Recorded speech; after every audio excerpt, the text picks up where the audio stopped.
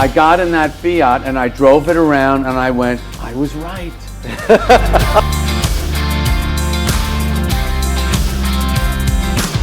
And I've always said the car doesn't know the difference. It doesn't say, oh, I got a chick driving it, I'm not going to give it all my horsepower.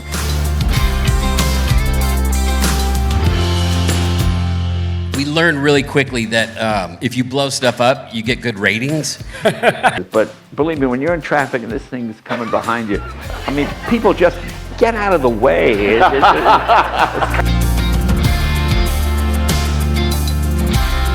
In the green room, there was no wine, just for your information.